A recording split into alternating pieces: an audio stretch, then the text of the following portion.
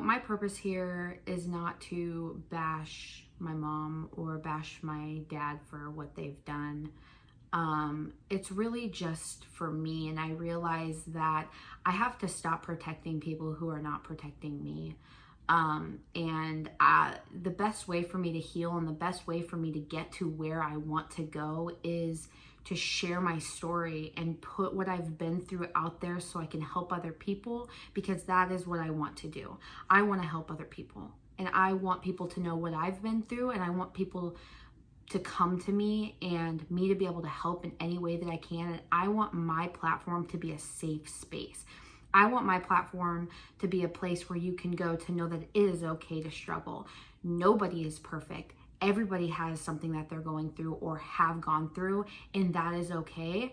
You will get through it, and I'm here to help you get through it. So please don't take this as me trying to just bash my family or anything like that, because this is not about them. This is about me and my story. So anyways, continue.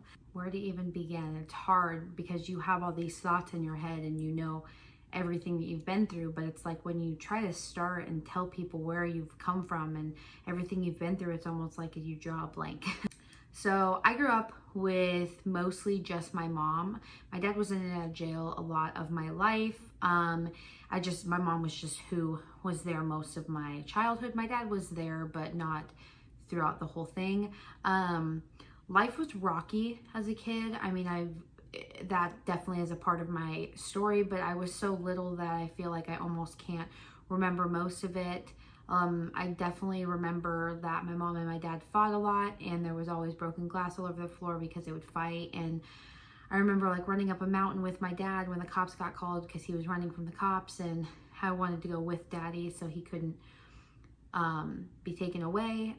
Just a lot of sad things in my childhood. Nothing very comforting about my childhood at all. My dad had went to jail, my parents split up, and my mom just like dated around. So I felt like it was just a new boyfriend all the time, and I just did not feel very comfortable. I did not feel safe really as a child. And I think that's why now I struggle really hard with like being safe. Like I don't like to go outside the lines, and I like to just follow the laws and follow the rules, and I think that's why, because I didn't really have safety back then. So yeah, my childhood was not the best, definitely starting out. I have two older brothers and an older sister. Both my brothers, they're both older than me. And my oldest brother was just very toxic for me and always has been toxic for me. And he was definitely my protector. He didn't want me to get hurt, but he didn't realize that he was the one hurting me.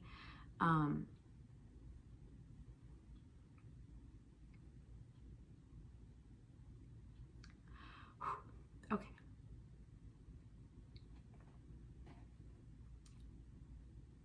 I will probably get emotional in this video quite a bit, but that's just because it's hard to talk about. Some of it's hard to talk about still, and I'm still healing, and that's okay. And crying and feeling just shows that you're allowing it in so you can heal faster. So anyways, I'll keep going. It's kind of like whatever. I don't really necessarily have a lot about when I was a child that I want to get into. It was really just rocky if you think about an alcoholic dad, and just, alcoholic dad that's in and out of jail, and a mom that really just didn't have the best path herself, I guess. I don't really know how to explain my mom as a mom. She's like the friend mom, if that makes sense. She was always the friend mom. She took the...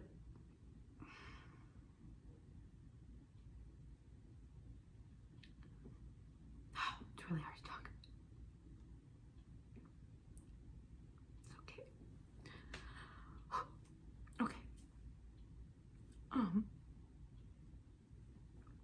So my dad was in and out of jail. I'm gonna be emotional throughout this. But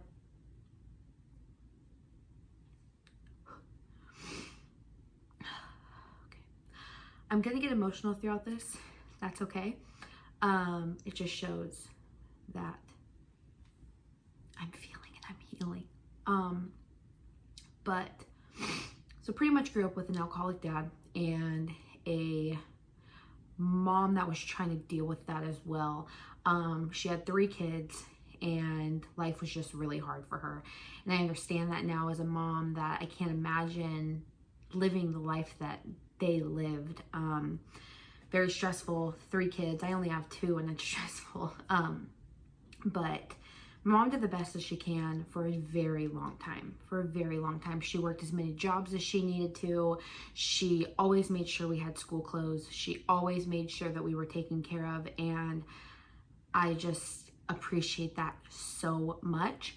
Eventually, if we really just fast forward, it's just kind of a lot of like things in my childhood that I've been through that's just like weird. We moved a lot going on. My dad wasn't really there, but then he'd pop up every once in a while if he got out of jail and just kind of things like that. But really, I think where the hurt started was when I was, I don't even know, I think maybe the 6th grade is when it really started.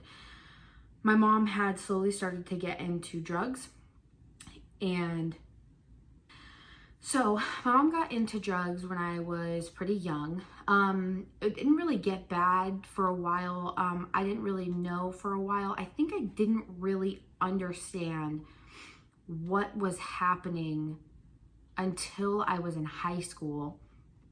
And there's just bits and pieces that I really remember. And I remember having to like ask my mom to please not be high for my birthday because my boyfriend was going to come over and I wanted her to meet him and I just wanted her to not be high.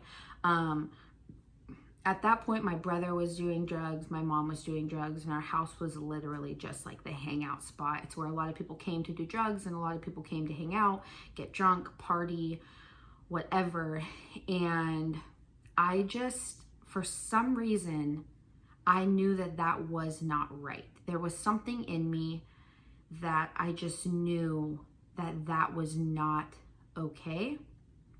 And so I actually was in a relationship at that time, and it was a very toxic relationship on my part because I was very scared of losing the one thing I had that was grounding me to like real life and just grounding me to a better life. You know, it was, I would come home from school and I would go to my bedroom. I bought a lock for my bedroom door, and I would lock my bedroom door and I would lock myself in my bedroom and I would just do my homework and do the best that I can because I knew that one day I wanted to escape.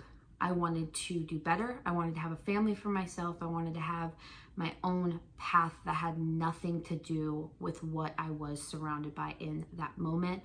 And I'm not gonna lie, I definitely had done things in my past that I knew were bad and stupid decisions, just like everybody does. I didn't just decide to be this perfect angel. I definitely had my own mistakes and my own wrong decisions, but that is also what makes you who you are. You cannot dread the fact that you made those decisions. You can just move past it and make sure you don't make any more decisions like that if it makes you feel bad and if you know it is bad.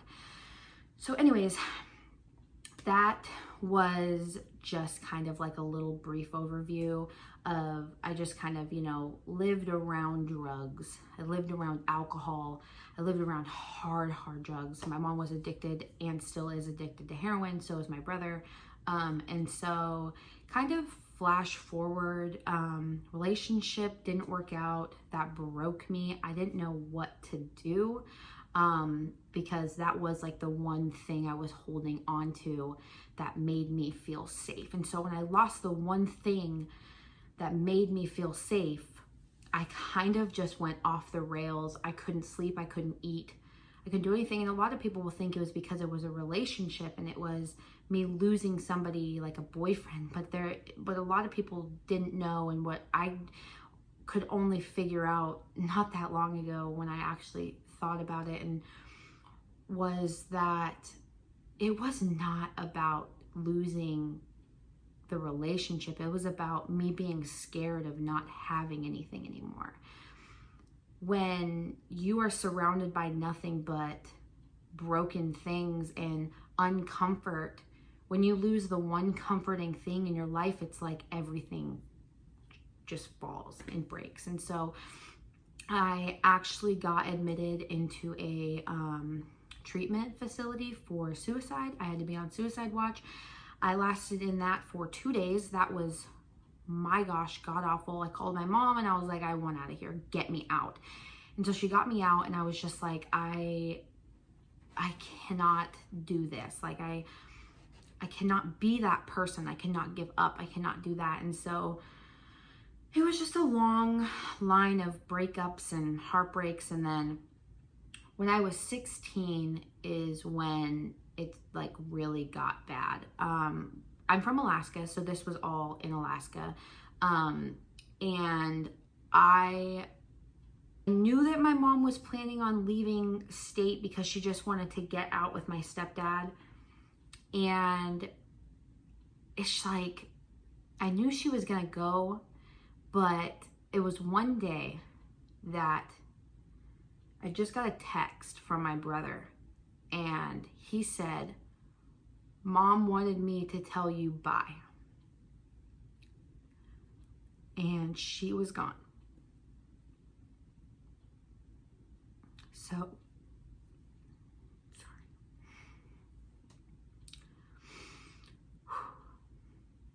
It's okay to get emotional.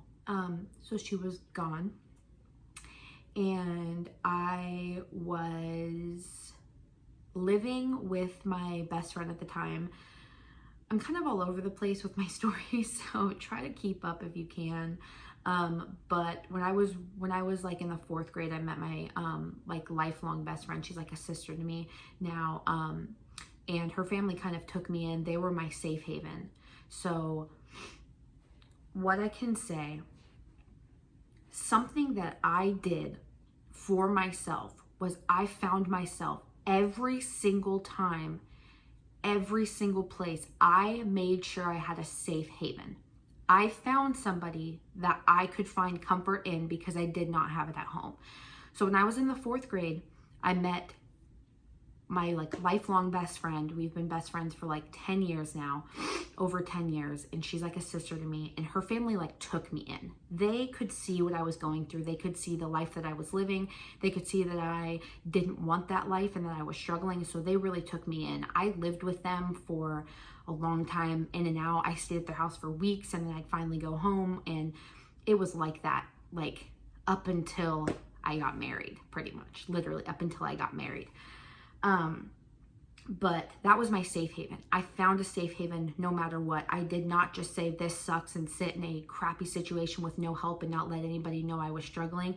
No, I made sure I found a safe haven, and it is because of that family that I am who I am today.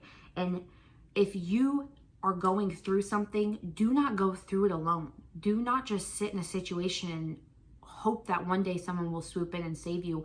You have to find that comfort, find that safe haven from somebody who actually wants you to do good. So like I had said, I had lived with my best friend's family on and off for like pretty much my whole time being young, right? And so when my mom had left, I was actually dating this guy, and my mom wrote a handwritten note, made my 16-year-old boyfriend's mom and dad like my legal guardians.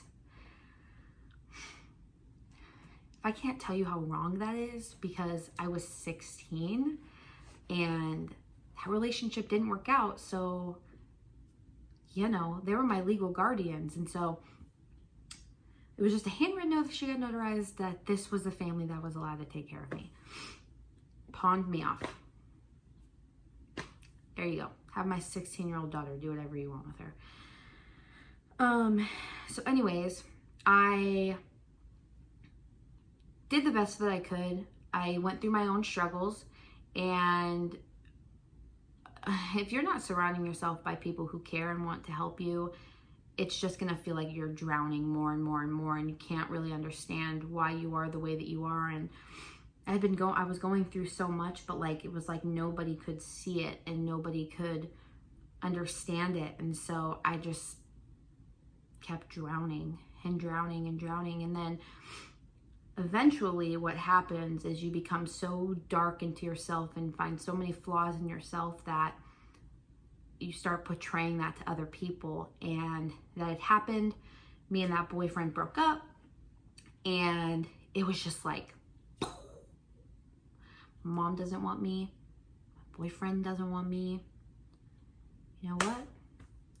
Obviously everything that I've been doing of finding a safe haven and all this stuff is just not working. So you know what, I'm done caring. That's what I thought. I am done. I am so done caring. So started partying, started drinking, started partying. Didn't do drugs, but started drinking, started partying all the time, getting drunk. Would run into the middle of the street just wasted because I wanted to die. I did. I wanted a car to hit me and I wanted to die because I didn't have a mom. I didn't have comfort again. I didn't have any of that. And so and I've got to say that it's insane how life happens, because if I wouldn't have let myself feel, like there was just a split second of me letting myself feel, and that changed my whole entire life. So it was high school graduation, and there was a really cute guy in a truck, and I was like, hey, I actually yelled through the car window and I said, "You're hot." And we ended up texting on Instagram, and it's insane. It's like we started messaging on Instagram, and one night I just decided, you know what? I'm going to drive 30 minutes to this guy's house at midnight. I'm going to do it because I was in that, you know, whatever, I don't care stage, and I'm going to go do whatever the hell I want. This guy's not going to freaking hurt me. You know, I didn't even care. I didn't even care.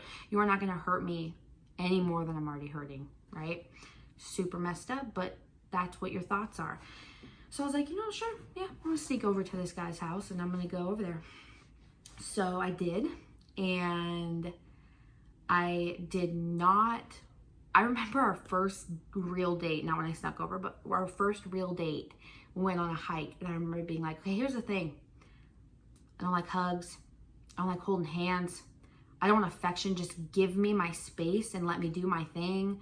Like, I'm not super lovey-dovey. I don't want that in a relationship. And I remember him holding my hand, and he's like, I'm going to hold your hand. I'm going to hold your hand. And I remember being like, okay, like, all right. And I just let it happen. Well, that man who decided to not listen to a broken girl that didn't know what she needed and gave me love, gave me attention, no matter how hard I pushed back, is now my husband and the father of my 2 children. So ever since my mom left when I was 16, she hasn't been in my life since. So I got married and she wasn't there, and I've had 2 babies and she hasn't been there at all. And, you know, I'm still struggling with that. And that's why I keep getting emotional when I bring that up. And it's because motherless hurts really bad. I didn't have a mom to talk to me about my pregnancy or tell me that like this is normal, or help me understand motherhood, understand breastfeeding. These are all the things that I had to learn just by myself, by books, by looking online. I just had to figure it out, and that sucks. And so I'm still healing. I'm still healing, and I'm going through it, but I made it out. I always found a safe haven. I always made sure that I had somewhere to go if I needed, and I did whatever I could to make it out. I am now married with 2 kids, and I'm very, very happy. And I just want my platform to be used to let you know that you are not where you come from. No matter what you are going through, you have the strength to make it out. Break the cycle. I do not want my kids to ever go through or see the things that I went through, the things that I had to see. And I will never not be there for my kids, because I know how bad it hurts to not have that person. Recently, my dad actually became sober, and he's been sober for a couple years now, and he's doing really, really well. And it's just really nice to have him back in my life. And so like even today I went grocery shopping and I was able to talk to him on the phone and him give me dinner ideas, and it's just like, this feels good, and this is what I should have had my whole life, is comfort and somebody to talk to. And okay, so it's kind of hard to hear, and it's kind of a sad story, but it has a positive ending. And not ending, it's still going. I'm not sad. It's starting from no good experiences over here, right? No good options in just a life full of drugs and alcohol and hate and anger. And I took that. A lot of people either become what they're in, become the struggle, or they break out of it. And I knew that I never wanted to live this life that I was stuck living because I didn't have a choice.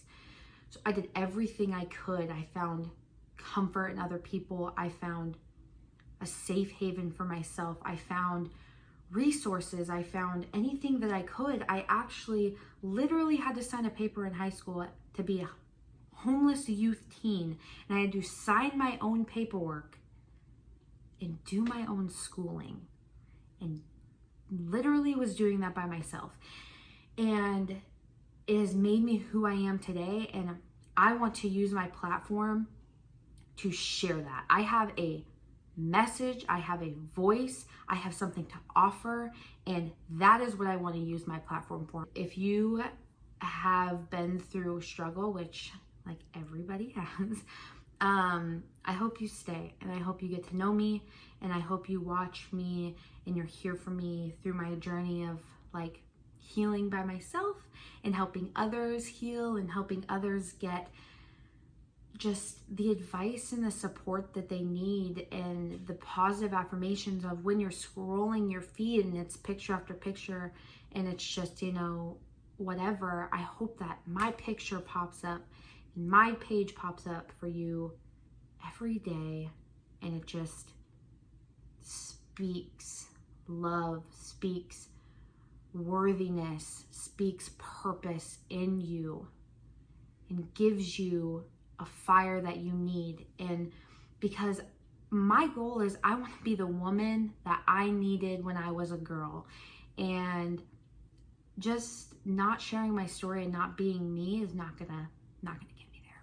So this is me, this is my story, this is who I am, this is where I come from, and I'm excited to start my journey, and I hope that you will be here with me. Thanks.